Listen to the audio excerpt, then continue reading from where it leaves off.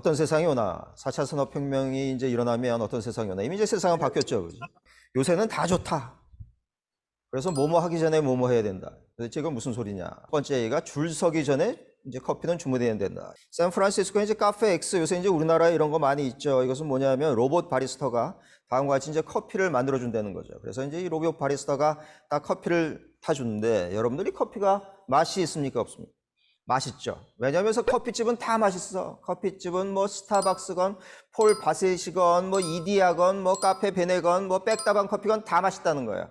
자, 다 맛있기 때문에 이제 그 로봇 바리스타가 타주는 이 커피 당연히 맛있죠. 그런데 이 로봇 바리스타는 뭘 하냐 하면, 자, 이 친구가 이제 맨날 오니까 멀리서 이제 딱 보이면 아침 8시에 오고 아침 8시에 와가지고 아이스 아메리카노를 시키는 걸 알고 있다는 거예요. 그래서 이 친구가 멀리서 딱 보이면 벌써 아이스 아메리카노를 딱 만들어 놓고 있다가 딱 내준다. 이게 바로 데이터죠. 그죠? 커피는 다 맛있는데 요새는 어떻게 해야 된다? 이 사람이 시키기 전에 준비되어 있어야 된다. 피자는 시키기 전에 배달돼야 된다. 여러분들 피자가 맛이 있습니까? 없습니까? 당연히 맛있죠. 그죠? 당연히 맛있는데 왜 맛이 없냐 하면 집에 배달될 때 이게 식어서 오기 때문에 맛이 없는 거예요. 자, 그래서 이제 이게 실리콘밸리에서 대박난 피자 트럭인데, 자, 줌 피자라는 피자 트럭에서 여기서 이제 로봇이 피자를 만든다는 거죠. 그래서 이제 우리 집에 배달되기 5분 전에 얘들은 빨리 만들 테니까 만들어가지고 이게 이제 따끈따끈하게 할 때 우리 집에 띵똥하고 벨이 울린다는 거예요.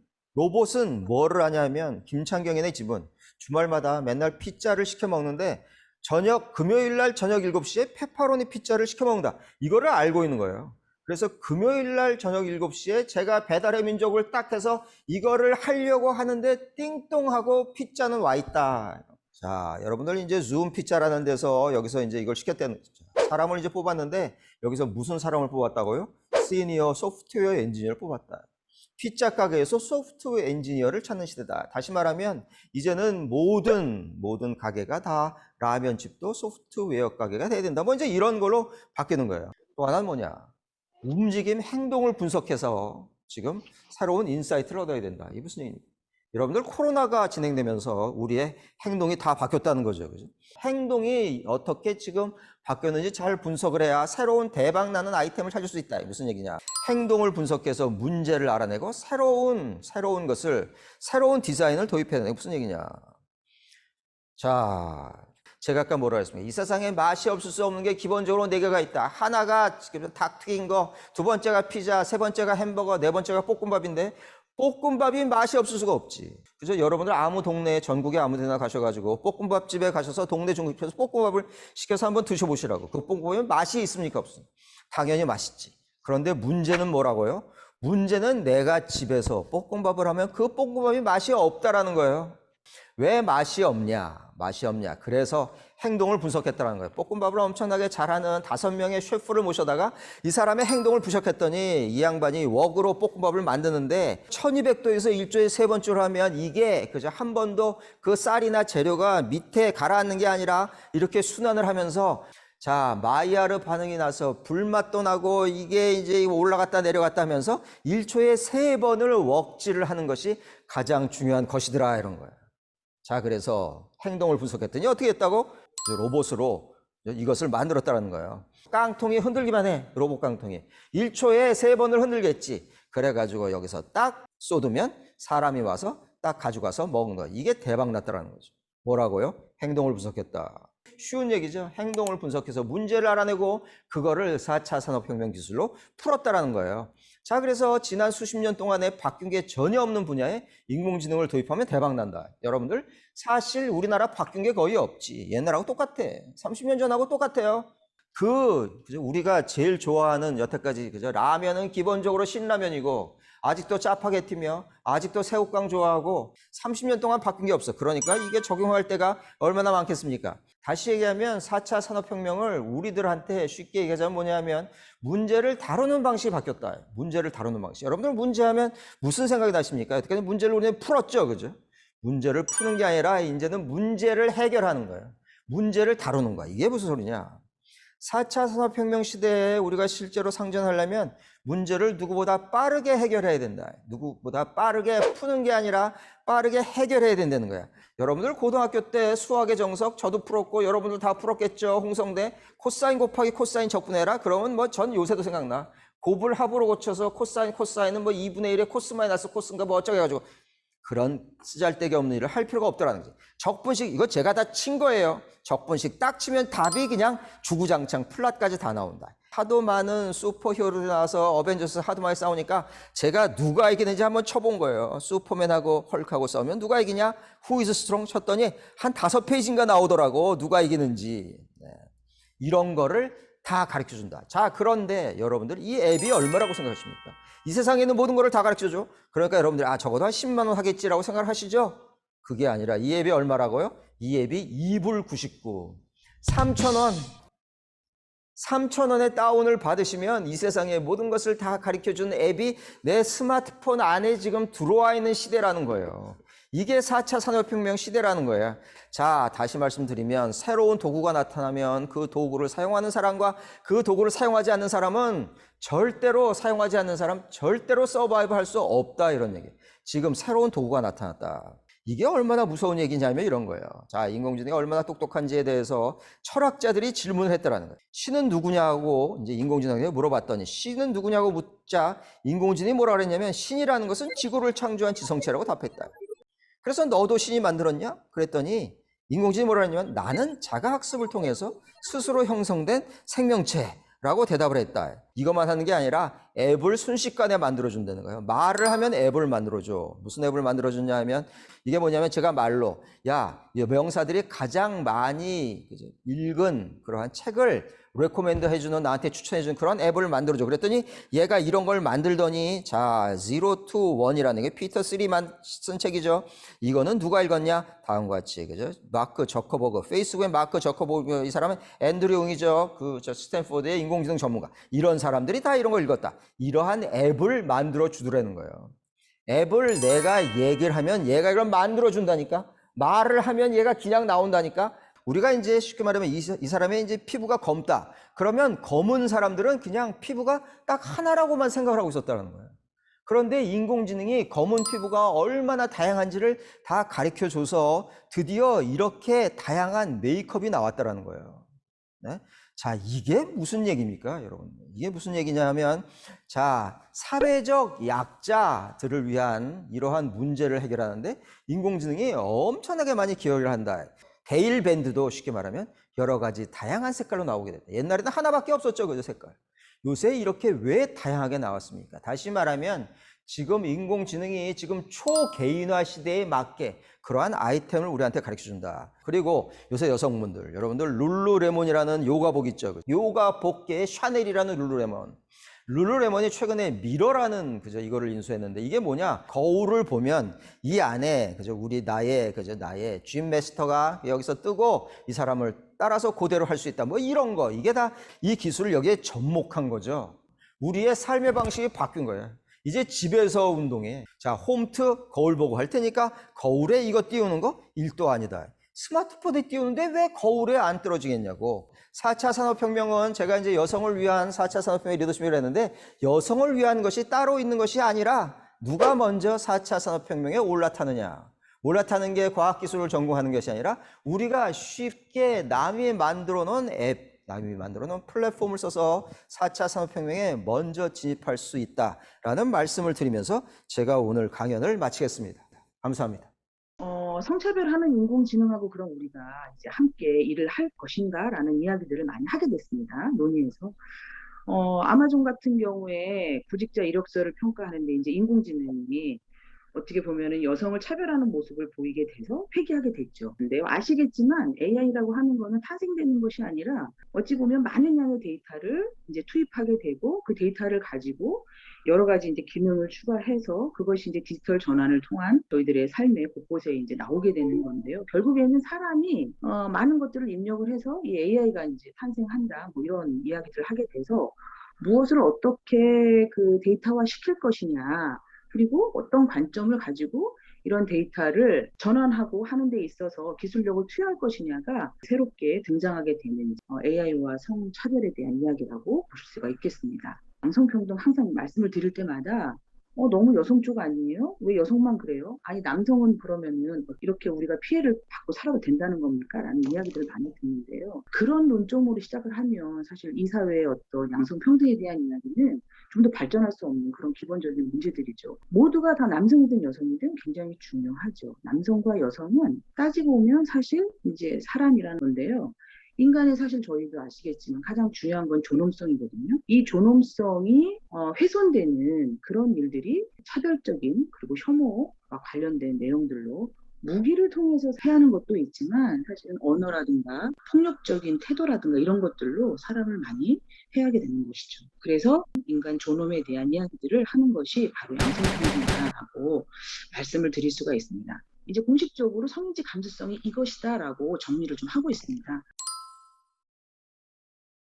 여성과 남성 간의 불균형이라고 말을 해요. 그래서 그것에 대한 이제 이해와 지식을 우리가 갖춰가지고 일상생활에서 어떤 차별적인 그런 요소를 감지해내는 그런 능력이나 이제 민감성을 우리가 성인지 감수성이라고 얘기를 하고요.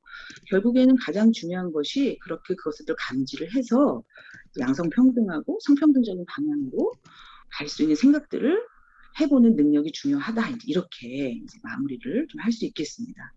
저희가 젠더는 사회적인 성이라고 얘기를 하거든요. 어떤 역할이에요. 여성에게 주어지는 역할, 남성에게 주어지는 역할, 아니면 여성과 남성이 함께하는 역할, 뭐 이런 것들을 그런데 생물학적인 성 같은 경우에는 차별이나 뭐 이런 것들이 빨리 쉽게 드러날 수 있는데 사회적인 차별이나 이런 것들은 그 문화적인 관점이나 이런 것들로 잘 드러나지 않는 경우도 많아요. 그래서 실은 우리가 과거의 어떤 그 법이나 조례 같은 거 이렇게 보면은요, 그 안에서 성차별이 굉장히 많이 현재도 바뀌지 않은 부분들이 있다. 이렇게 이제 보시면 되고요. 제가 이제 많은 분들을 만나서 같이 공부도 해보고 도대체가 양성평등 아니면 성차별 이런 것들을 무엇으로 구별하면 우리가 쉽게 접근할 수 있을까라고 고민을 했었는데 그 중에서 저는 사실은 차이와 차별이라고 좀 정리를 하고 싶습니다. 누구나 다 차이가 좀 있어요. 뭐 말투, 행동, 신체적인 차이 뭐 이런 것들이 있는데 이게 이제 차별이 되지 않도록 해야 한다라는 거거든요. 근데 차별이라는 거를 제가 국어사전에서 보니까 이거더라고요. 합당한 이유가 없어요. 그런데 이 차이를 근거로 해서 불이익을 주는 것이다. 우리가 정책에서도 마찬가지입니다. 정책에서도 차이를 인정하고 존중하면서 차별화되지 않도록 하는 그런 정책들을 피는 것이 바로 이제 양성평등, 성평등 정책이다. 이렇게 말씀을 드릴 수가 있습니다. 이런 격차나 이런 것들이 왜 많이 벌어지는 것일까라고 이제 봤더니 바로 이제 형평성을 좀 고려해야 되는 문제점이 있더라라는 거예요. 그 형평성은 뭐냐면은요, 토끼와 거북이는 출발점이 같았어요. 그런데 둘이 가지고 있는 신체적인 여건이나 이런 형평성이 맞지 않았죠. 그래서 우리가 이거는 공평하지 못하다라는 얘기를 하는 거고요.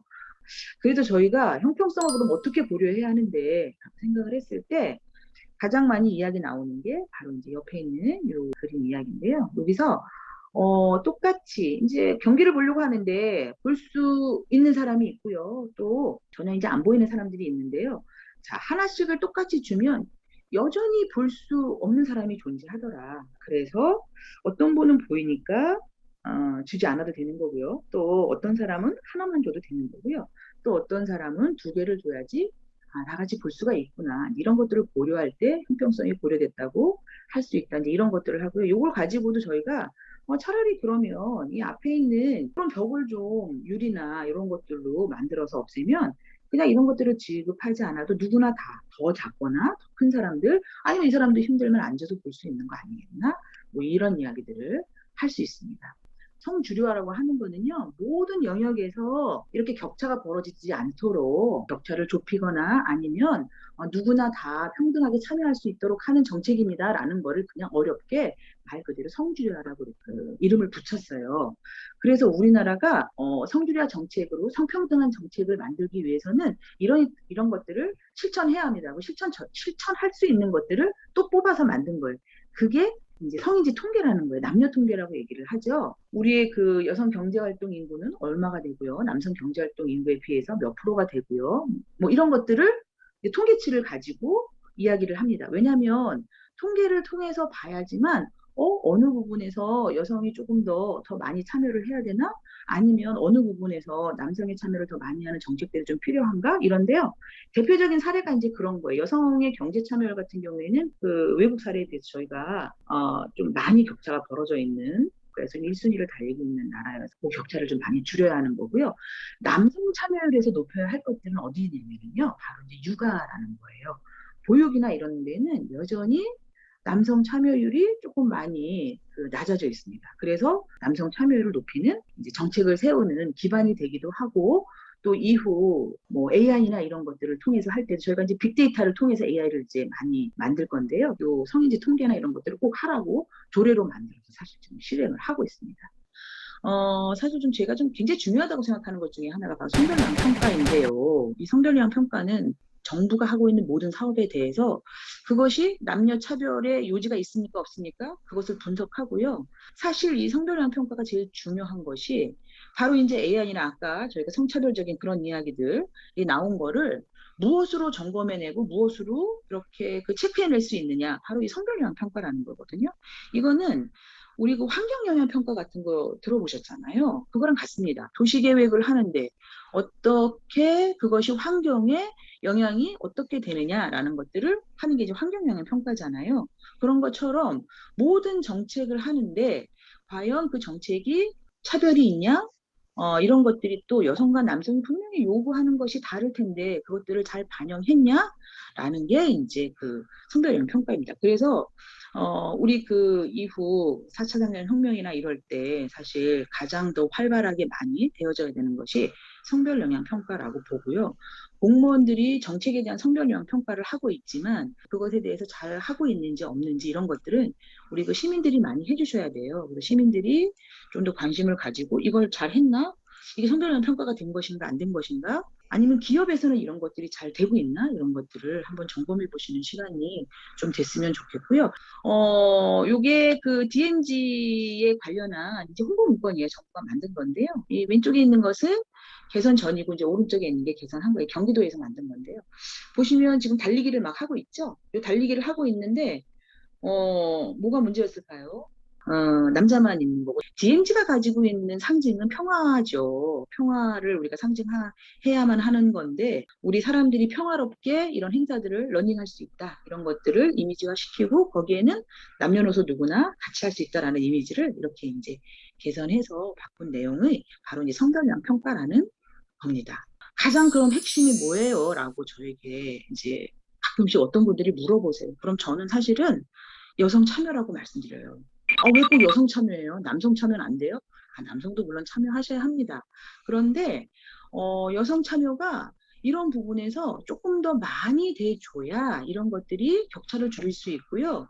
또 여성 친화 도시나 아니면 양성평등 이런 정책들은 아까 앞에 홍보물에서 말씀드렸지만 꼭 여성만을 위한 것이 아니라요. 이거는 남녀노소 누구나 편리해질 수 있어야 한다라는 의미를 담고 있습니다. 사실은 이제 AI 시대가 왔다라고 하지만 여전히 앞서 말씀드린 것처럼 성인지 감수성 이게 좀 전체적으로 저희가 좀 많이 높아져야 하고요. 그런데 이제 그것이 높아져야 하는 이유 중에 하나는 바로 이제 이 정책에 있습니다. AI도 정책으로 사실 만들어지는 거죠. 그렇기 때문에 정책에서의 이 성인지 감수성이 녹아나지 않으면 우리 양성평등한 사회는 굉장히 멀어질 것이다. 서울대 애들이 내 생각을 하면 할수록 학점이 낮더라예요. 내 생각과 교수의 생각이 달라도 근데 내 생각이 더 좋은 것 같아도 근데 교수와 내 생각이 다를 경우에는 내 생각을 포기하고 교수의 말을 쓴다라는 답변이 높을수록 학점이 높았어요. 그러니까 내가 생각하는 부분을 포기를 하면 할수록 학점이 높았고요. 내 생각을 쓰면 쓸수록 학점이 낮았어요. 서울대에 A뿔 받는 방법이 이게 문제다, 심각하게 나라가 망할 정도의 문제다라는 걸 고발하는 것이 더 큰 목적이었기 때문에 독자가 교수들이었어요. 그리고 정책 개발자들 이런 거였기 때문에 서울대가 목표로 하는 인재들이라는 게 있어요.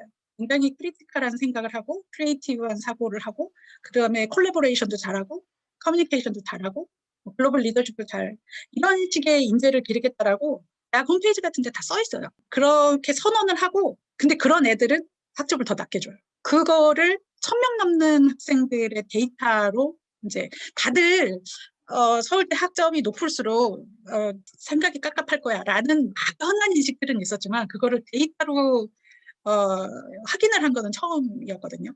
프로젝트도 있고 토론도 있고 이런 것도 다 있지만 그런 거에는 결정적 검열이 안 돼요.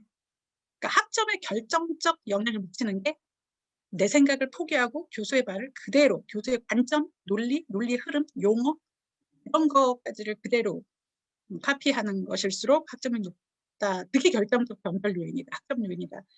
그렇게 얘기를 하더라고요. 그래서 결국 애들이 왜 그렇게 공부를 하느냐는 그렇게 평가되기 때문이다. 그러면 교수들은 왜 그렇게 가르치느냐? 교수들의 인사고과에도 그렇게 평가되기 때문이다. 그래서 결국은 평가가 문제라는 생각을 하게 됐어요. 인터넷에 검색해보면 수능 시험 문제는 다 공개돼 있거든요. 수능 시험 문제 보면은 다운받아서 한번 보세요. 그러면 문제 형태만 보셔도 국어 같은 경우 1번서부터 45번까지 45개의 문항이 있는데 그 문제가 100% 다음 중 적절한 것은, 다음 중 적절하지 않은 것은 이 질문이에요. 그게 다예요. 누군가가 정해놓은 적절한 것 혹은 적절하지 않은 것을 맞춰내는 문제인 거예요. 그러니까 사람들이 수능은 암기로만 풀 수 없어요. 이 얘기를 하는데 수능이 암기를 측정하기 때문에 문제라는 게 아니라 내 생각을 물어보지 않고 누군가가 정해놓은 남의 생각을 맞추는 패러다임이기 때문에 문제라는 거예요. 수능은 근데 되게 이게 어렵거든요. 그 시험 문제 자체가 어려운데 그 어려움의 난이도의 그 요인은 뭐냐면 질문의 깊이에 의해서 난이도가 결정되는 게 아니고요. 5개의 보기가 주어지는데 그 보기가 얼마나 다 비슷비슷하게 똑같으냐에 의해서 난이도가 결정돼요. 그러니까 이제 이게 내 생각을 근본적으로 볼 수 없다는 이게 문제인 거예요. 그러니까 도대체 나는 우리는 도대체 뭘 위해서 공부를 하지? 그러니까 공부를 되게 열심히 해요. 죽어라고 열심히 하는데 근데 엉뚱한 쪽으로 전력 질주를 시키고 있구나. 너무 제가 충격을 이제 받은 일이 있었는데 진짜 어마어마한 혁명적인 일이라고 생각을 해서 전화를 했어요. 일본 정부에. 그래서 담당자를 바꿨는데 그 담당자가 잃어버린 20년 회복하려면 경제 재건을 해야 되는데 경제 개혁의 핵심은 인재 혁명이다. 근데 인재 혁명은 결국은 교육 혁신을 해야 되는 건데 교육은 너무나 많은 이해관계가 얽혀 있어서 뭘 하나만 바꾸면 다른 것들이 다 너덜너덜 무더기가 된다. 바꾸기가 되게 어렵다. 한국의 개념으로 치면 히딩크를 통째로 영입하는 개념으로 아이비를 통째로 영입했다.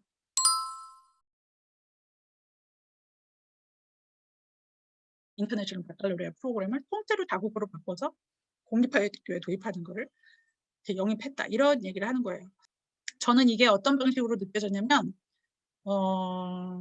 그냥 구한말, 근대화가 전 세계에 쓰나미처럼 닥쳤을 때 아시아에서 일본이 최초로 메이지 유신에 성공하고 그러고 지금까지 한 세기 이상 아시아를 선점하고 있어요. 시대가 급변하는 그 시점에 일본이 그 시점에 타이밍을 잘 잡아서 쓰나미 위에 파도에 올라탄 거죠. 우리도 근대화를 하긴 했죠. 근데 늦게 했죠. 그러고 나라를 잃었죠.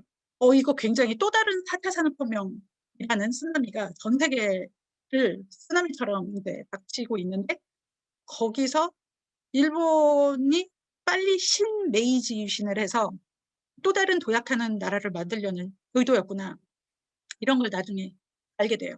이 교육을 교육으로만 보는 게 아니구나. 국가 미래 전략의 일환으로 보고 있구나.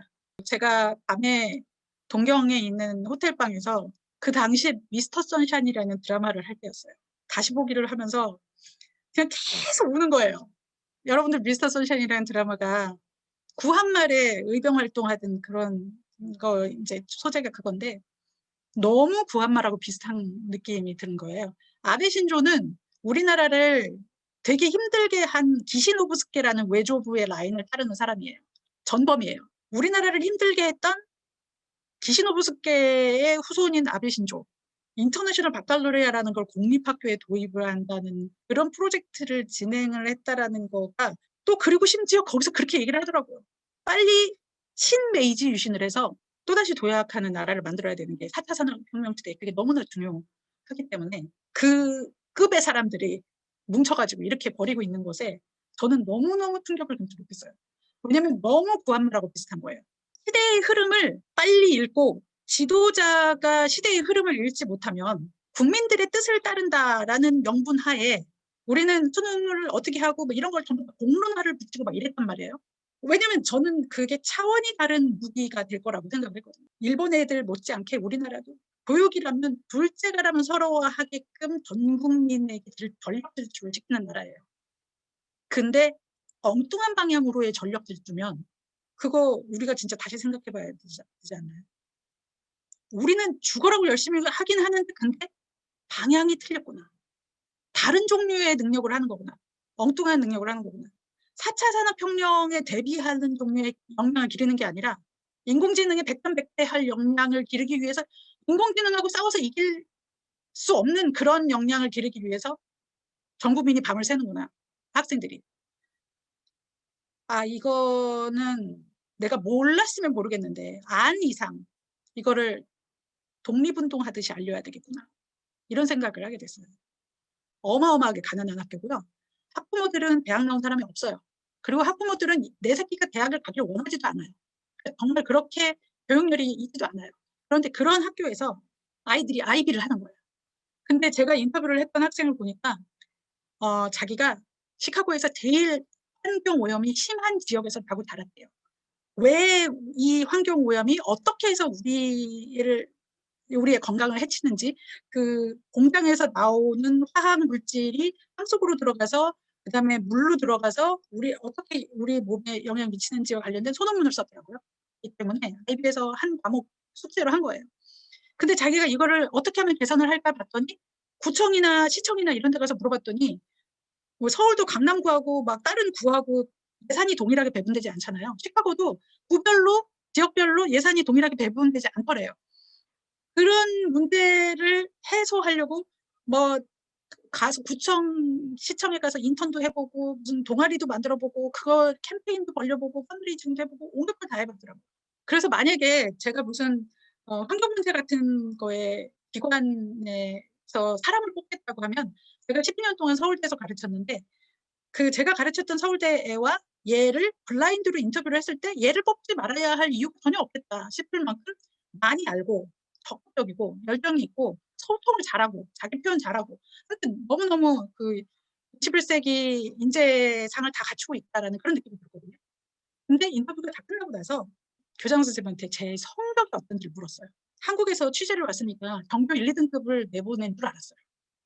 근데 알고 봤더니 걔가 50점도 안 되는 애였어요. 아니 어떻게 왜 점수가 저것밖에 안 되나? 그랬더니 그때 그 교장 선생님이 왜 점수를 보십니까? 숫자를 보십니까? 얘한테 길러진 역량을 보세요. 이런 얘기를 하는 거예요.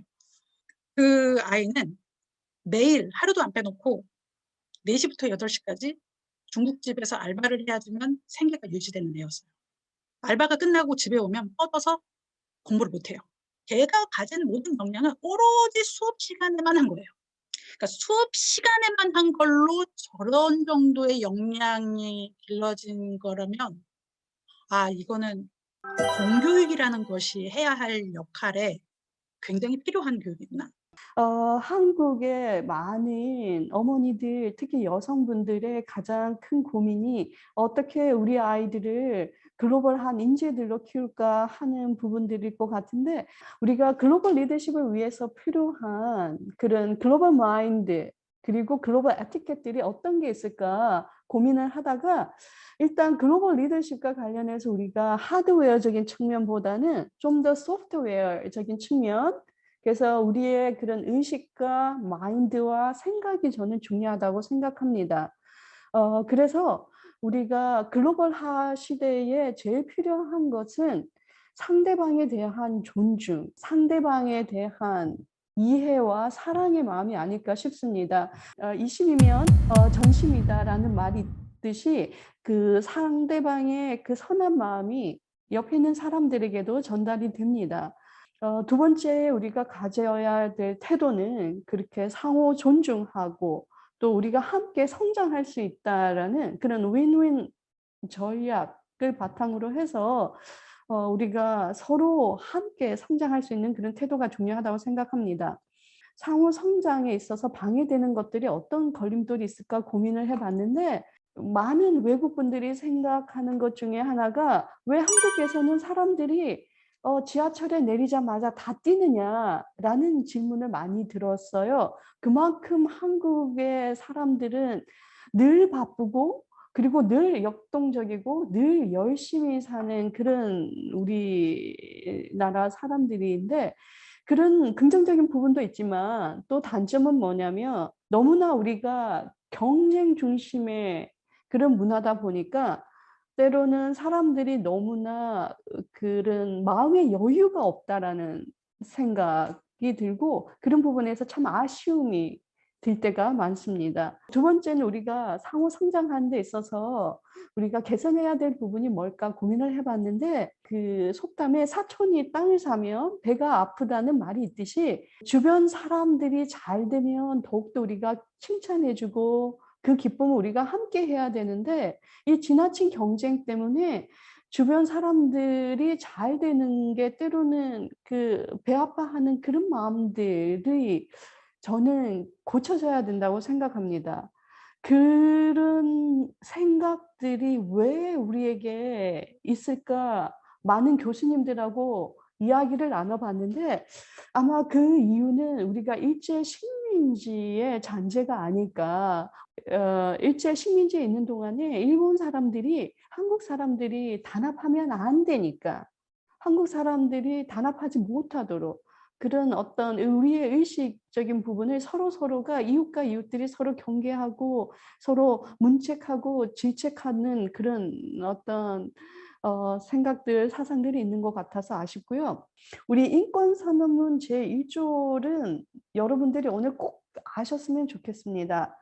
왜냐하면 이거는 우리가 인간으로 태어나서 이 세상의 모든 사람들을 대하는 그 인간의 존엄성에 대한 우리의 가치의 발견이고 기본적인 그 존중의 태도라고 저는 믿습니다.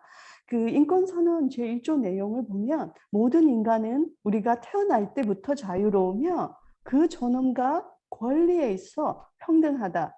인간은 천부적으로 이성과 양심을 부여받았으며 서로 형제의 정신으로 평등하여야 한다라고 적혀 있어요. 여기에서 우리가 중요한 건 모든 인간이 우리가 자유와 평등 늘 존중해야 되겠고 여기에 저는 그 핵심이 있다고 생각하는데 brotherhood and sisterhood.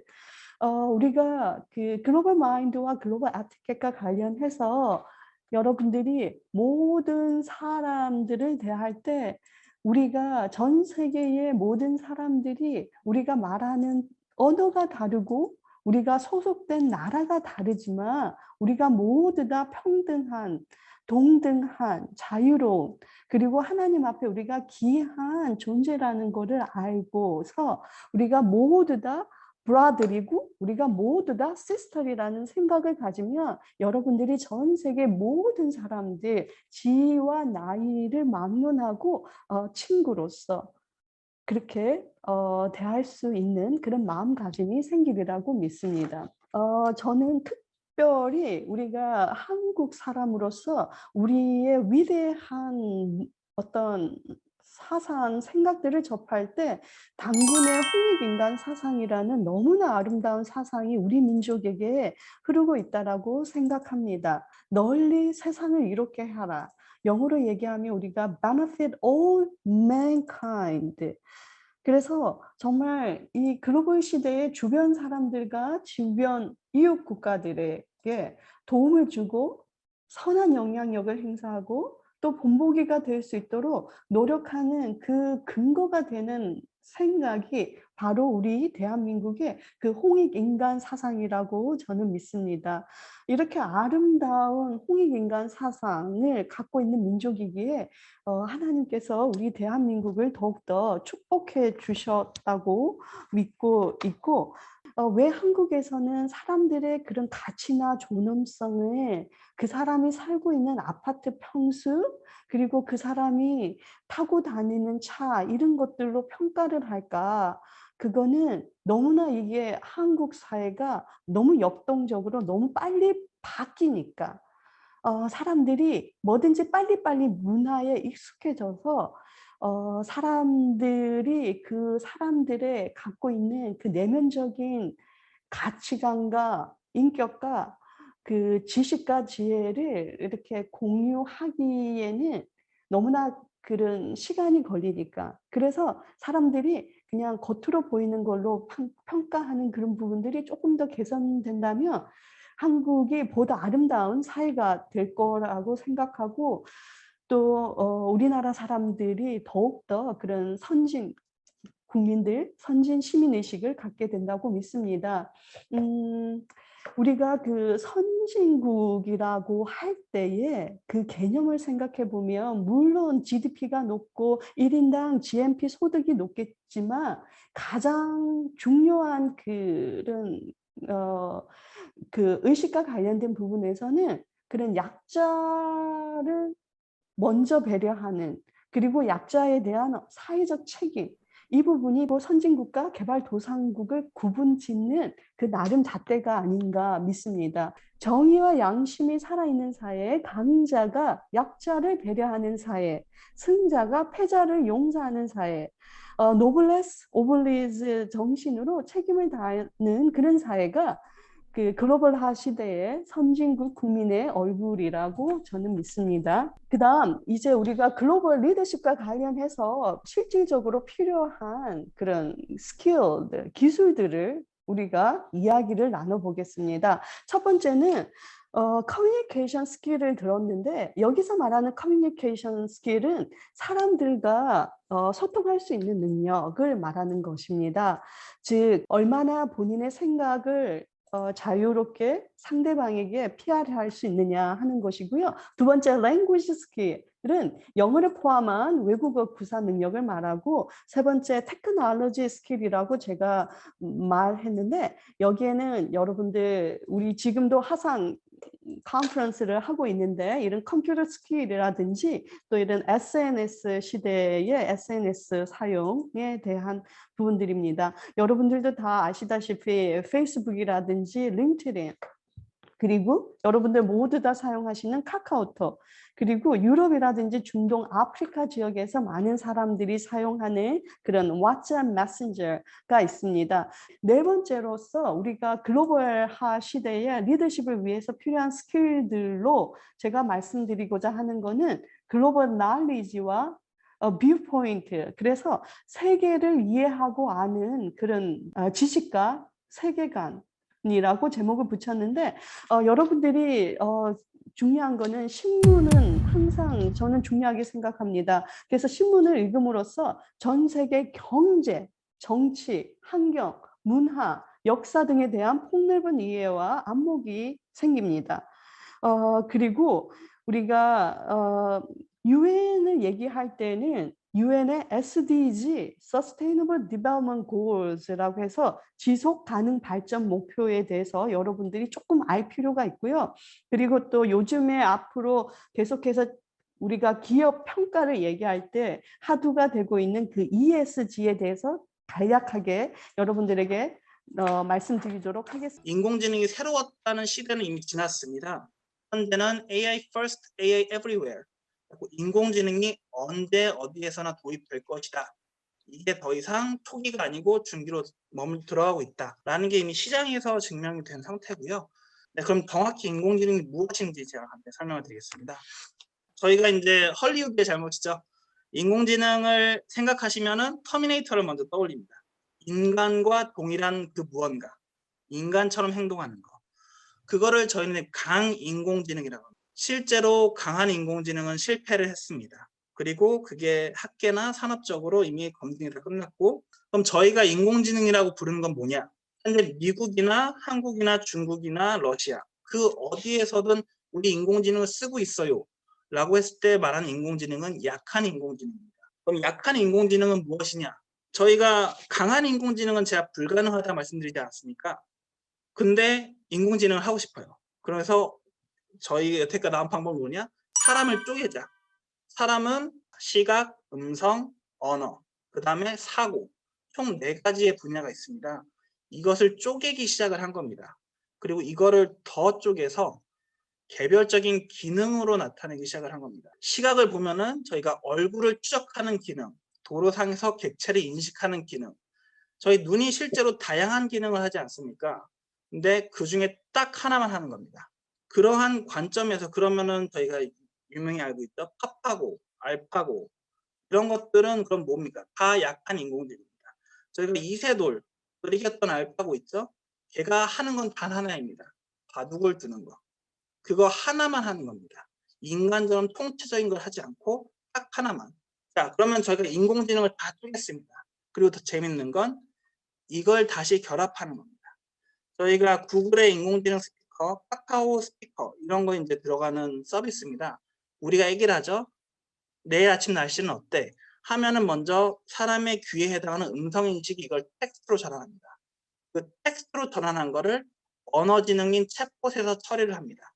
그리고 그 처리된 거를 다시 음성지능이 음성으로 바꿉니다. 이 개별 하나의 기능을 다시 재결합해서 하나의 서비스를 만듭니다. 실제로 그래서 현재 인공지능 기업들이 가장 집중하는 거는 이 개별 기능 하나를 엄청난 수준으로 만드는 것입니다. 네, 그러면은 더 하나하나의 기능들은 어떻게 인공지능으로 탄생하는지 좀 말씀을 드리겠습니다. 머신러닝은 하나의 방식입니다. 근데 딥러닝은 인간처럼 학습하는 기술이거든요. 저 사진을 보고, 저 남자의 사진을 보고 이 사람이 마크라는 사람인 거를 아는 거예요. 근데 클래식 머신러닝에서는 얼굴이 어디에 있는지를 찾은 다음에 막 수학적인 기호를 곱합니다. 막 변수도 넣고 함수 넣고 그 다음에 막 알고리즘을 또 넣어요. 그 다음에 이 사람 마크다 하면서 여러 가지 막 절차를 거칩니다. 그래도 기존의 컴퓨터가 못했던 걸 하는 거죠. 근데 딥러닝은 그냥 다이가 다예요. 딥러닝은 그냥 저 뉴럴 네트워크, 인공지능 신경망이란 것만 넣어서 돌리면 자기가 다 해버려요. 그리고 이 사람 마크네. 사람이 손을 댈 필요가 없어요. 뭔가 개발할 필요도. 그래서 이거를 엔드 투 엔드, 처음부터 끝까지 인공지능이 다 해준다 해서 엔드 투 엔드. 근본적으로 보자면 인공지능이라는 건 되게 심플합니다. 사람의 뉴런, 사람의 뇌 구조를 그냥 복붙한 거죠. 전자신호를. 도대체 그게 어떻게 일반 소프트웨어보다 더 낫냐. 에디슨이 전구를 막 발명했을 때라고 보시면 될 것 같습니다. 신기해요. 불이 들어와. 근데 얘가 왜 불이 들어오는지 모르겠어요. 일반 컴퓨터가 아니고 인공지능으로 하니까 다른 세상이에요. 근데 왜 이런지는 모르겠어요.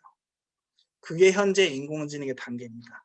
그 재밌는 예로 포스코를 하나 들어드리겠습니다. 포스코는 이제 철을 만드는 기업이지 않습니까? 그래서 철을 가공해서 이렇게 나오는데 온도가 뜨겁죠. 그 온도가 가라앉을 때 그 적정선 최적의 상태에서 철을 가공을 해야지 손상이 발생하지 않습니다. 이거를 잘못하면은 철의 가치가 확 낮아져서 이제 손해로 발생을 하죠. 거의 옛날부터 있던 기업이니까 원래는 이제 그거를 이제 몇십 년 동안 하신 전문가분이 장인이시죠. 그분이 그거를 보다가 이제 가공해야 된다 하고 시그널을 주세요. 그러면 그때 사람들이 철을 가공을 하죠. 근데 포스코는 그거를 자동화를 하고 싶어요. 그래서 그 철 가공하는데 센서를 엄청 붙입니다. 뭐 열감지 센서, 온도 센서, 시각 센서, 뭐 습도 수백 개를 붙여놔요. 단순하게 그냥 통계적인 기법 때려서 이렇게 하면은 언제 최적의 상태인지 언제 가공해야 되는지를 알 수 있지 않습니까? 그런데 안 됐습니다. 이런 거 저런 거 다 해보다가 인공지능에 있다고 하니 그거를 한번 써보려 한다. 근데 인공지능으로 하니까 이게 되더라. 그럼 이제 여기서 퀘스천 마크예요. 도대체 왜 인공지능으로 하니까 되니? 재밌는 건 일반 컴퓨터 프로그램하고 인공지능하고 다른 게 뭐냐면 일반 컴퓨터 프로그래밍은 사람의 기능을 복사하는 거죠. 사람이 계산하는 걸 엑셀이 대신해주고 사람이 글씨 쓰는 거를 타이핑이 대신해주고 인공지능이 뉴럴 네트워크 구조로 하다 보니까 인공지능이 학습을 하면서 사람의 직관이라는 것도 같이 학습을 하더라라는 겁니다. 이 사람이 30년 동안 습득하고 체득해온 노하우, 그 직관을 일반 센서나 통계적인 것들이 모방을 할 수 없어서 실패했던 거죠. 근데 그 수천만의 데이터를 인공지능 학습하니까 그 장인의 직관을 모방하더라. 라는 게 사실은 좀 재밌는 결론이었습니다. 그래서 사실은 인공지능이 기존의 컴퓨터가 프로그래밍 하지 못했던 그 이상의 것들을 한다. 라는 논리가 이제 성립되는 거라고 하시면 될 것 같습니다. 자, 근데 이제 제 강의 제목이 그거였죠. 인공지능 시대에 코딩을 할 것인가, 헤딩을 할 것인가. 제가 이제 20년 된 개발자분과 이제 얘기를 했습니다. 개발자분이 그렇게 말씀했어요. 내가 20년 됐는데 카카오톡을 내가 못 만들 것 같아. 본인도 카카오톡을 만들 수 있어요. 개발이라는 거는 그렇게 어려운 게 아닙니다. 근데 카카오톡이 4천만이 쓰는 서비스, 하나도 안 불편한 서비스가 되는 거는 개발자의 영역이 아닐 거예요. 그거는 기획자와 관리자와 기타 타인들의 업무입니다. 그래서 코딩을 못 하신다고 안 하신다고 너무 초조해 하실 건 없으세요. 왜냐하면 절반 정도는 비개발 직군이니까. 개발자들이 있고 비개발자들이 있고 그럼 이 사람들 소통이 안 될 텐데? 맞습니다. 소통이 안 됩니다. 맨날 싸워요. 그래서 이제 연차가 높은 일을 잘하는 개발자나 일을 잘하는 기획자는 커뮤니케이션을 잘하는 기획자. 현장에서 요구되는 능력은 양 비개발과 개발을 이해하고 이것을 커뮤니케이션 해주는 능력이라고 봐주면 될 것 같습니다. 이제 개발과 비개발을 이해하는 것뿐만 아니라 인공지능과 데이터도 이해해야 한다는 겁니다. 생각하시는 것보다 되게 낮아졌습니다. 곧 있으면은 제가 맨 첫 번째에 말씀드렸죠. AI first, AI everywhere. 모든 곳에 인공지능이 도입된다는 건 그만큼 접근하기 쉬워지고 그만큼 쓰기 쉬워진다는 겁니다. 그거를 쓸 수 있는 능력이 있으면 되는 거예요. 근데 그 능력이 좀 생각보다 높아요. 컴퓨터에 대한 기본적인 뭐 개념을 아는 거, 코드를 살짝 보는 거, 그 데이터베이스가 뭐고 개발이 뭔지 그거를 큰 개념에서 컨셉적으로 아는 거. 이게 기본 역량으로 요구되기 시작을 합니다. PPT나 엑셀 하는 것처럼. 그거를 아셔야 돼요. 그걸 배우셔야 돼요. 그래서 지금은 인공지능 연구를 할 때는 솔직히 말하면 아닙니다. 어떻게 인공지능을 쓸 것인가를 고민할 때. 일단 성인지 정책 그러면 좀 낯설겠지만 그냥 쉽게 표현하면요. 사회 모든 영역에서 각종 제도, 관습, 뭐 법령, 정책 이런 게 여성과 남성에게 이제 어떤 영향을 미치는지 이제 그거를 인식하고 그걸 자기 업무에 반영해서 정책을 하면 이제 그게 성인지 정책인데, 예, 이 성평등이라고 하는 것이 인공지능, 로봇, 4차 산업혁명 이런 거와 얼마나 긴밀하게 연결이 되는지를 좀 생각해 보실 수 있는 영상을 하나 준비를 했거든요.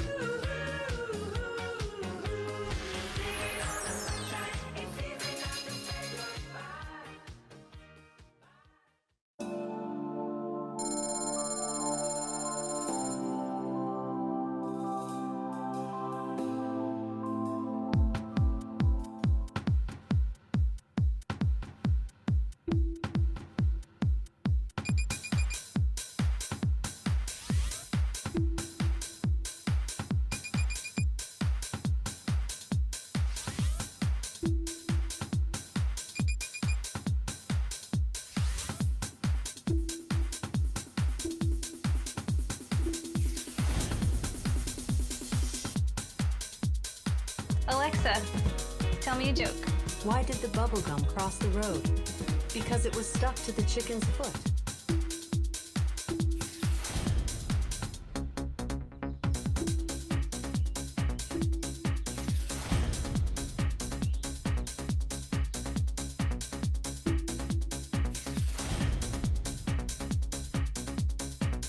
치킨 주문은 속도가 낮아 너무 팬들을 켰습니다. 어떤 팟캐스트가 듣고 싶어요? 스포츠 뉴스를 알려줄게요. 오늘의 브리핑 시작합니다.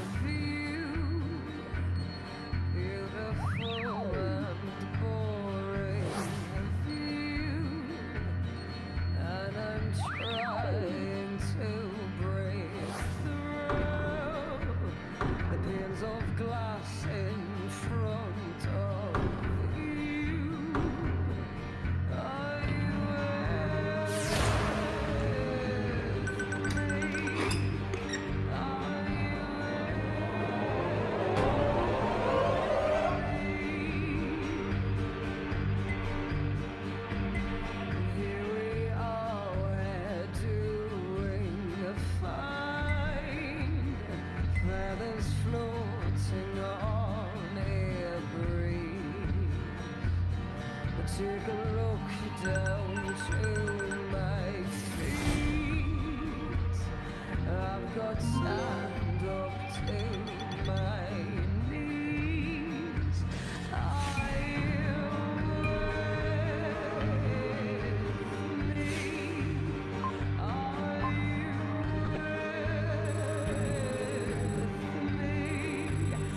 Are you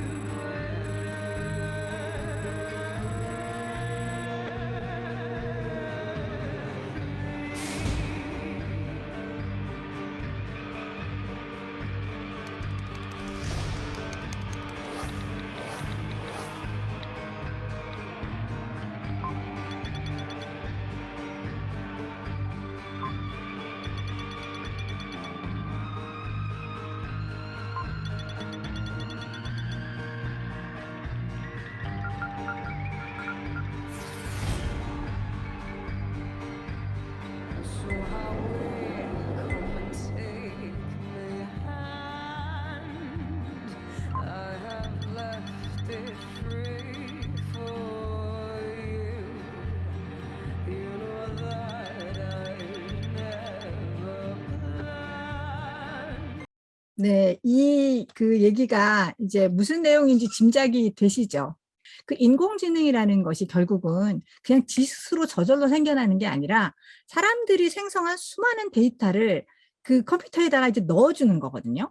그러니까 우리가 어떤 데이터를 넣어주느냐에 따라서 그 인공지능이 어떻게 작동하는지가 결정이 돼요. 근데 우리는 보통 데이터를 넣는 과정은 모르잖아요. 이 시스템을 설계하는 전문가들이 집어넣었는데 우리는 그 결과만 경험하는 거기 때문에 어떤 데이터를 넣느냐에 따라서 그 시스템이 인공지능 로봇이 굉장히 성차별적이 될 수도 있고 엄청나게 인종차별적이 될 수도 있고 이제 그렇다는 얘기예요. 데이터라고 하는 것이 굉장히 중요한 이제 시대가 되었는데 그 데이터가 예를 들면은 여러 인종을 고르게 포괄하는지 그다음에 이제 취약계층의 의견이라던가 상황도 골고루 집어넣어서 반영하고 있는지 뭐 이런 것들을 볼 수 있는 안목이 필요해요. 근데 오늘은 제가 성별을 중심으로 말씀을 드릴 거라서 흥미로운 거 하나 보여드릴게요. 이거는 어떤 키워드로 검색한 것일까요? 다음 이미지 검색에서 제가 검색한 거예요. 한 몇 달 전에. 키워드가 뭘 것 같으세요? 그렇죠. 감사해요, 선생님. 검사. 네, 검사를 넣고 제가 했거든요. 그런데 다 누가 나와요? 남성들. 네, 여성 검사가 있는데 남성 검사만 나온 거죠. 자, 그러면은 여성 검사를 찾으려면 어떻게 해야 되나? 여검사로 이미지를 검색해야 돼요. 희한하게 여검사로 검색하게 되면요. 검사로 보이는 사람도 나오는데 이상한 사람들이 되게 많이 나오거든요. 이런 건 왜 나오고 이건 검사랑 무슨 상관이 있을까? 이분들은 뭘까? 이게 뭐냐면 검사를 소재로 한 드라마에 출연한 검사예요. 남성을 나타내는 거랑 여성을 나타내는 거랑 아직도 우리 사회에서 굉장히 달라요. 검색 사이트가 가지고 있는 데이터의 문제점인 거죠. 이거는. 그러니까 거기에 들어가 있는 데이터가 어떠냐에 따라서 검색어를 넣었을 때 뭐가 뜨는지가 결정이 되는 거기 때문에 그 검색 시스템을 운영하는 데이터 관리를 사실은 이제 균형 있게 할 필요가 있는 거고 또 우리가 이제 여러 가지 데이터를 건강한 데이터를 좀 만들어내서 이게 균형이 맞도록 이렇게 해줄 필요가 있는 거죠. 그래서 이런 질문을 던질 수 있는 거죠. 우리 사회에서 누가 표준인가? 우리가 보통 말할 때 저희 직원이에요 할 때랑 저희 여직원이에요 할 때가 있잖아요. 교사, 여교사, 교수, 여교수, 경찰, 여경 이것 다 뭐냐면 남성이 표준인 거죠. 직원이라고 할 때는 남성을 말하는 거거든요. 아까 제가 남검사, 남교수라는 말은 하지 않는다라고 했잖아요. 근데 가끔 신문이나 이런 기사에 남검사, 남교수라는 단어가 등장하거든요. 그거는 어떤 경우일까요? 여교수는 이제 여성 교수라는 뜻이에요. 여자 교수. 남검사, 남교수라고 가끔 언론에 그렇게 표현이 될 때가 있어요. 어떤 경우일까요? 그런 경우는? 성씨가 남씨예요. 성씨가 남씨. 남씨인 교수라는 거죠. 그런데 여교수는 여씨인 교수가 아니에요. 여성인 교수라는 거죠. 굉장히 다릅니다. 근데 우리가 일상생활할 때 이걸 잘 못 느껴요. 네, 못 느낍니다. 그 남성의 표준이라는 것 자체를 잘 못 느끼죠. 그래서 그 작년에 이제 한국양성평등교육진흥원에서 항상 그 양성평등 작품 공모전 이런 걸 하는데요. 거기서 은상을 받은 학생의 작품이에요. 초등학생인데 학교에서 나의 꿈을 발표했다. 제 꿈은 군인입니다. 어머, 여군 멋있다. 선생님께서 말씀하셨다. 아니요, 제 꿈은 여군 아니고 군인이에요. 아이들은 이렇게 얘기하는 거죠. 아이들은 이렇게 얘기하는데 선생님과 부모들이 못 따라가요. Culminating in 2020 with this huge explosion of people that because of the COVID pandemic were unable to access education in any other way and were sitting in their houses looking for a way to increase their skills and learn something new while being trapped in their houses. Now, these MOOCs are not just something that one does. It actually provides, for many students, remarkable benefits. So these are data from a paper that we first did in 2015, which was published in the Harvard Business Review, looking at the extent to which taking these massive open online courses provided benefits to students. This is the chart of the demonstrating the benefits to the approximately 50% of students who took courses in order to advance their career. And we can see that there's huge benefits that are provided to these learners. They learn skills for their current jobs, they improve their candidacy for a new job, or they received a promotion or a raise. Overall, about 84% of those career builders reported some kind of benefit, and then about 30% reported a benefit that was transformative, a new job, a considerable pay raise, or starting a new business. Those benefits are larger for people from emerging economies and those of low socioeconomic status or no bachelor's degree, which makes sense because those are the ones for whom this is truly a transformative learning experience. So when we speak about access, this is what we think. Access to education is really the path to opening up incredible new opportunities for many people. So it's very hard to get learners to complete these courses when they're learning on their own. And when COVID-19 happened, the whole world moved to online because most colleges closed their doors to face-to-face instruction in order to protect students. In fact, I would say most, in many cases, to the institution's classes to an online format. And it didn't go very well. A lot of students were dissatisfied with their remote instruction. And when you look at why that is, there's a multitude of reasons, but the main place where people will say that it was worse online than it was in face-to-face is the opportunities to collaborate with other students on coursework. But there's many others, like the engagement, keeping interest in the course content, feeling included as a member of the class. All of these are reasons why online learning did not work very well for a lot of students. So how do we make learning that works? How do we make learning much more engaging and successful for students? There is a lot of studies, a lot of research that's done on this. And what we know, even dating back to Benjamin Franklin, is that active involvement in course material is key to success. So that means learning that's active, learning that's collaborative, and learning where there's meaningful student-teacher engagement. Another, I think, very important perspective on this goes back to Herbert Simon, who's a Turing Award winner, who really speaks about the importance of active engagement in the course content. And what he says is that learning results from what the student does and thinks, and only from what the student does and thinks. The teacher can advance learning only by influencing the student. It turns out that the involvement is really something that you get by increasing student activity.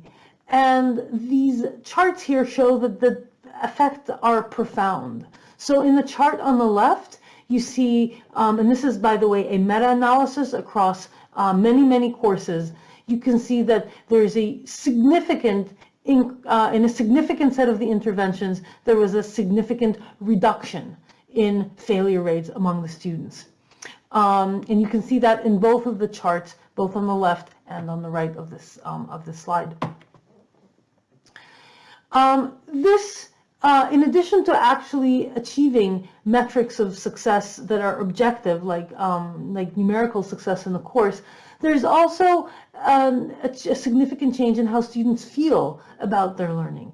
So this is comparing self-perceived outcomes, social outcomes in different forms of intervention. Cooperative learning, where students learn together, versus other forms of learning. So here we compare in the blue chart, cooperative learning versus learning where students compete with each other. And in the yellow bars, cooperative learning versus learning where students learn on their own. And we can see that cooperative learning achieves considerable improvements in performance based on both relative both to competitive and to individualistic learning, because all of the bars are considerably to the right. So if you want to understand what this actually means, one way of thinking about this is that students who would score at the 53rd percentile level when learning on their own would score at the 70th percentile when learning cooperatively. So how does one design those interventions? There is a number of different ways that I'm going to point to two that I've found particularly influential. The first is is the work done by my former colleague and Dean of Engineering at Stanford University, Jim Gibbons. Jim started working on this a long time ago in the 1970s. Stanford at that time had an effort called the Stanford Internal Television Network, which was an effort in which courses at Stanford would be taped on video cassettes, and those video cassettes would be shipped to sites in the local industry sites in the Bay Area, and students would watch those cassettes on their own time and then basically do the class by correspondence.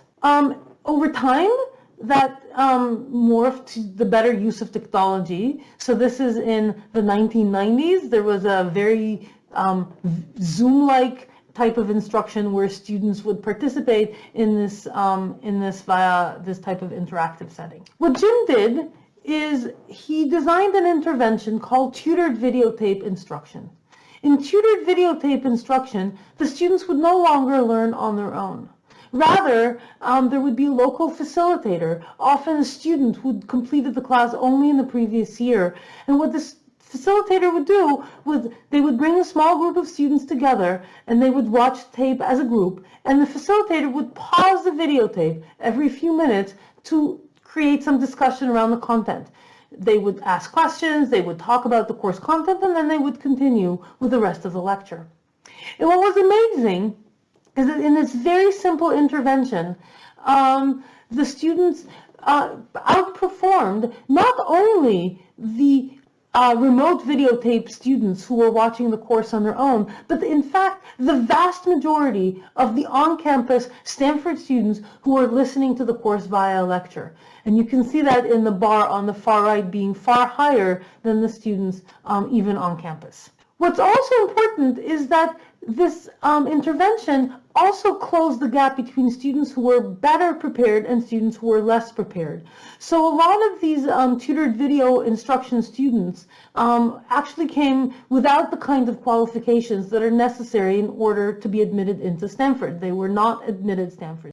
발상의 전환이 필요하다는 거죠. 아까 어떤 분이 준비된 자에게는 축복이고 그렇지 않은 자에게 재앙이다 말씀하셨는데 좀 멋진 말인 것 같습니다.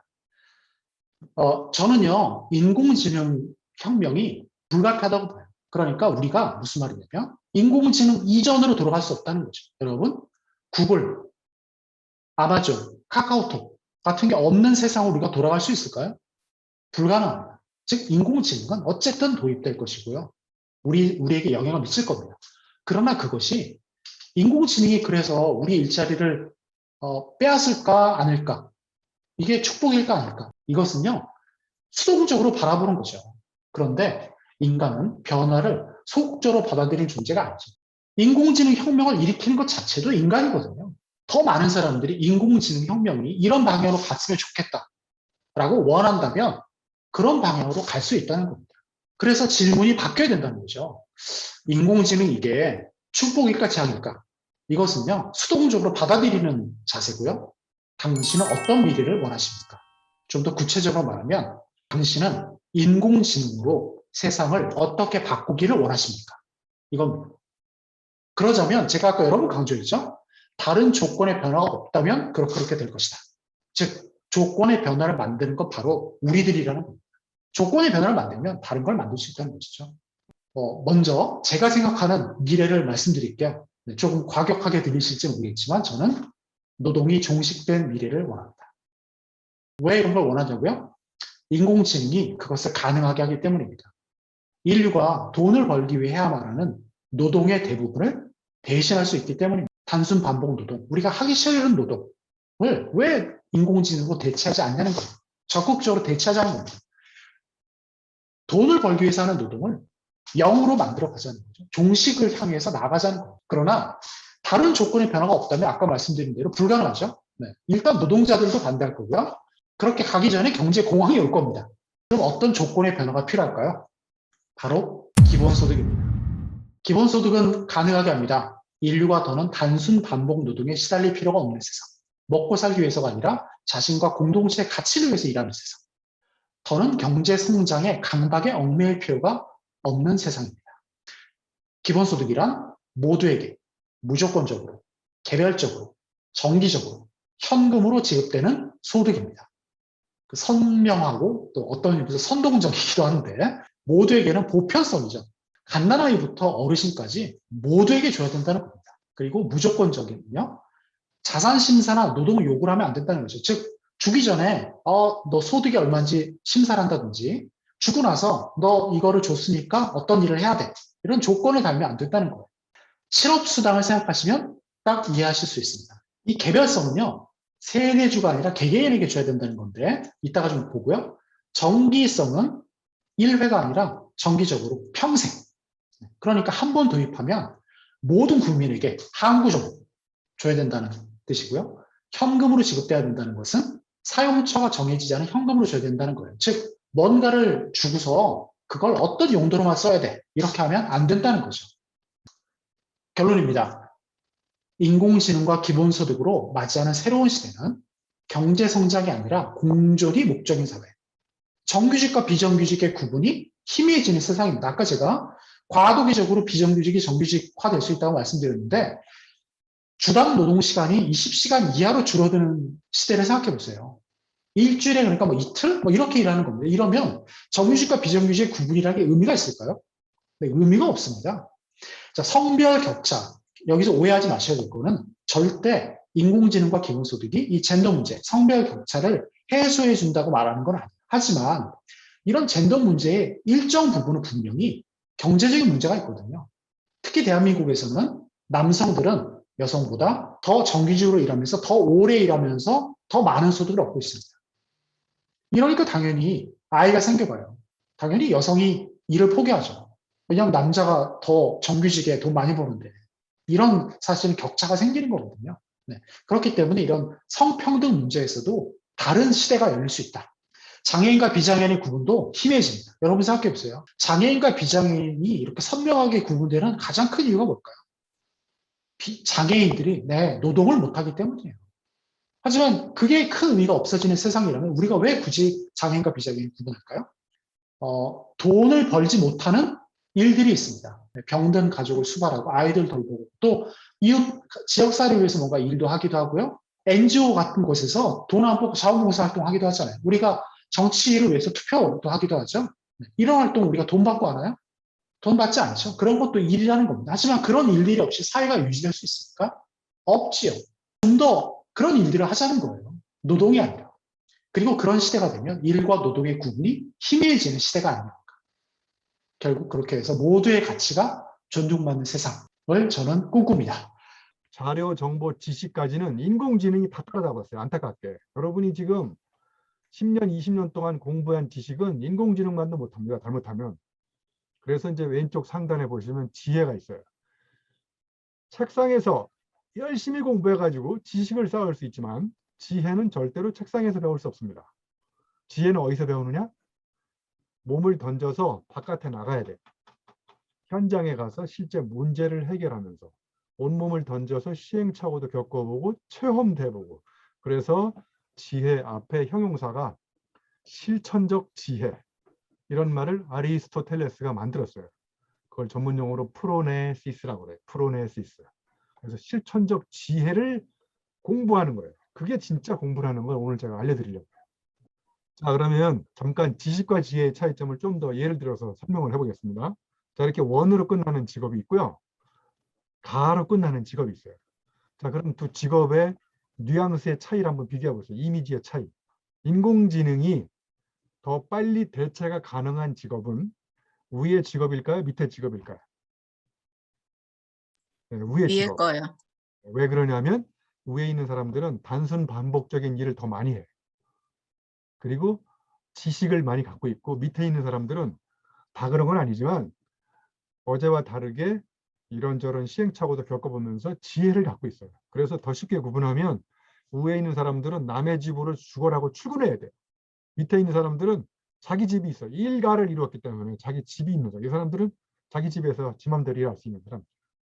앞으로 직업을 바꿔야 돼요. 회사 가자로, 공무 이렇게 직업을.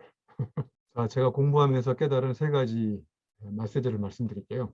여기 알미 있고 삶이 있고 일이 있는데 가운데 오름이라는 게 있어요. 저 오름이 소금이라고 생각하시면 돼요. 소금이 알매도 끼얹어지고 삶에도 일에도. 그래서 저 3가지가 썩지 않게 만드는 방부제가 오름인데, 그래서 우리는 항상 알든 살아가든 일하든 오름이라는 잣대가 뭔지 그 오름에 비추어서 내가 공부하고 일하고 살아가야 되는데 어느 순간부터 저 오름이라는 잣대가 없어지기 시작하고 있어요. 그래서 제가 3가지를 말씀드릴게요. 공부는 야성과 지성의 합작품이다. 야성은요, 야생성의 약자거든요. 길들여지지 않는 사유가 야성입니다. 우리 대학 교수를 지성인이라고 그러나 야성인이라고 그러나요? 대학 교수. 지성인이라고 그러잖아요. 그죠? 지성인들의 가장 중요한 공통점은 99% 지루합니다. 다 그런 건 아니고요. 왜? 야생에서 직접 체험해가지고 터득한 지혜보다는 책상에서 공부해가지고 터득한 지식이 많기 때문에 그런 거죠. 그래서 저는 1년 365일 매일 아침 30년 이상 매일 아침 운동하는 사람이에요. 왜냐하면 체력이 실력인 거고요. 체력이 없으면 근력이 없으면 뇌력을 쌓을 수가 없어요. 제가 보기에. 그래서 오늘 제가 말씀드리는 공부는 정신노동이 아니고 육체노동이에요. 이 세상에는요 2가지 부류의 사람이 있어요. 정신 나간 사람과 정신 차린 사람. 정신 나간 사람은 이 시련과 역경을 정신력으로 극복하려고 하는 사람이 정신 나간 사람이에요. 정신 차린 사람은 시련과 역경을 체력으로 극복하려고 하는 사람. 이 사람이 정신 차린 사람이에요. 이 공부를 한다는 게요. 개념과 체험을 같이 하는 거거든요. 여러분, 첫 번째, 개념이 없는데 체험이 많은 사람 있죠? 체험이 엄청나게 많아요. 그런데 그걸 표현할 수 있는 개념이 없으니까 그냥 썩는 거예요, 몸에서. 표현이 안 돼, 외부로. 그게 창조가 안 되는 거예요. 2번째는 체험은 없는데 책상에 앉아가지고 공부를 열심히 해서 개념을 엄청나게 습득한 사람이 있어요. 그런 사람들 이야기 들으면 재미없는 이유가 자기의 체험적인 해석 틀로 녹여낸 게 없기 때문에 그런 거예요. 여러분, 구멍가게 아주머니하고 경영학과 교수님하고 구멍가게를 경영시키면 누가 더 잘할까요? 구멍가게 아주머니가 더 잘하죠. 경영학과 교수는 자기가 전공한 거밖에 몰라요. 인사, 조직, 구매, 생산, 품질, 마케팅 자기 전공에 또 파고 들어가가지고 팔이 앞다리 때를 연구해가지고 이 팔이 앞다리 발톱에 뗀지 돼지 발톱에 뗀지도 모르잖아요. 근데 구멍가게 아줌마는 혼자 다 하시잖아요. 경영의 모든 거. 인사, 구매, 생산, 회계, 품질, 홍보, 마케팅 최고의 경영자. 그래서 경영학자가 경영자가 되는 유일한 비결은 학을 떼는 것이다. 이런 말이 있어요. 그래서 오늘 이제 주제는 이겁니다. 어떻게 하면 우리가 모범생에서 모범생이 될까? 첫 번째, 단점을 보완하는 교육을 하지 말고 내가 잘할 수 있는 강점을 강화시키자. 그래서 남하고 비교하면 비교할수록 비참해지지만 어제의 나와 비교하자. 그래서 첫 번째 메시지는 남보다 잘하려고 하지 말고 전보다 잘하자. 2번째, 문제 내는 인생을 살아야 된다. 이제까지 우리 교육이요. 정답을 찾는 방법을 가르쳤어요. 정답을 찾는 거는 인공지능이 더 빨리 찾아냅니다. 그래서 앞으로는 문제를 잘 내는 인재, 이걸 전문 용어로 문제아라고 합니다. 문제아. 네? 자, 그리고 너무 우리가 아이들이 지금 온실 속에 화초 재배하듯이 길러가지고 방법을 구체적으로 가르칩니다. 구체적으로 가르치면 가르칠수록 절름발이 아이가 탄생해요. 그래서 스스로 방향을 탐색하게. 방법은 가르치지 말아야 돼. 제가 보기에. 궁극적으로 방법은 자기가 알아내야 이게 진짜 내 공부가 되는 거예요. 그리고 너무 결과 중심, 사전에 철저하게 계획을 세우는데 이제 여러분 생각해 보세요. 계획대로 되는 거 별로 없습니다. 난반사의 예측 불허의 사건 사고가 발생하는 거. 진짜 공부는 우연히 깨닫는 거예요. 그리고 지행일치에서 지행합일로. 지행일치는 우리 교육을 지배하는 패러다임이었어요. 뭐냐? 책상에서 열심히 공부한 다음에 많이 알면 안 만큼 행동할 것이라는 전제로 교육을 하는데 여러분도 아는 만큼 행동하시나요? 여러분 이걸 알아두셔야 돼요. 몸은 머리의 명령을 듣지 않는다. 여러분 머리가 여러분한테 운동하라고 그러죠? 머리가 명령을 내린 대로 몸이 따라줍니까? 네. 알람을 3개 맞춰놓고 차량을 끈 다음에 잠시 생각을 하는 거죠. 운동을 해야 될까? 아, 어제 회식을 해서 내일부터 해야지. 이렇게 이제 생각을 시작하면서 운동이 안 되는 거예요. 제가 30년 이상 매일 운동하는 비결이 뭔지 아세요? 아주 간단하게 얘기하면 저는 이제 나이가 들어서 그런지 알람때가 되기 전에 눈이 깨져요. 옛날에는 알람을 딱 끄고요. 단 1초도 생각을 하지 말아야 돼. 그냥 바로 일어나서 바깥으로 나가야 운동할 수 있어요. 알람을 끈 다음에 1초 이상 생각이 시작된다. 아, 그건 운동하기 거의 불가능에 가깝다고 생각하시면 돼요. 그러니까 진짜 공부는 몸과 마음이 하나로 움직여서 알미, 함, 두잉 속에서 일어나는 거예요. 하면서 알고 알면서 행동하고 이게 분리되지 않아야 되는 거예요. 근데 우리 교육은 선지후행이라고 했죠. 선지국이 아니고요. 선지. 먼저 알고 후에 행동하고. 그러니까 머릿속에 지식이 꽉 차일수록 몸은 움직이지 않아요. 자, 그 다음에 이제 마지막엔요. 너무 목표 중심, 성적 중심으로. 성적을 뒤집으면 뭐가 됩니까? 적성이 되잖아요. 네? 그래서 저 1번에 있는 강점을 찾아서 하는 거하고 비슷하게 이제 너무 목표 중심으로다가 목숨이 날아가는 거예요. 우리가 불행한 이유, 목표 중심으로 살기 때문에 불행한 거예요. 굉장히 도발적인 메시지예요, 이거는. 여러분이 목표를 필요 없다가 아니라 너무 우리가 목표 달성하려고 하다가 목표 달성하면 행복해야 되는데 목표 달성하면 또 목표가 또 생겨. 목표, 목숨이 날아가는 거예요. 그러니까 목표를 달성하는 과정에서 재미있고 신나는 이런 각성 사건들을 많이 경험하면 그 자체가 결과에 관계없이 행복해야 되는데 왜 우리 사회는 자꾸 결과와 목표를 강조하고 있는지 모르겠어요. 그렇다고 해서 결과가 필요 없다가 아니라요. 과정이 재미있으면요. 저절로 결과가 신나게 나오는 거예요. 제가 재미있게 책을 써요. 막 책 쓰는 게 너무 재밌어요. 그리고 강의하는 것도 재밌어요. 이렇게 강의하고 재밌게 하는데 여러분들이 저한테 또 용돈을 주잖아요. 제가 막 재밌게 책을 썼는데 밤새도록 술 마시거든요. 제가 술 마시는 동안에도 누가 제 책을 사잖아요. 그러면 제 통장에 인세가 들어오고. 이게 다 부산물인 거예요. 그러니까 우리는 너무 산물 중심으로 사는 거예요. 부산물이 더 효과가 있을 수 있어요. 부산물. 책을 쓰는 과정에서 목표에 없었던, 계획이 없었던 엄청난 깨달음이 일어납니다. 오히려 그게 책 한 권보다 더 멋있는, 의미 있는 결과물이 된다.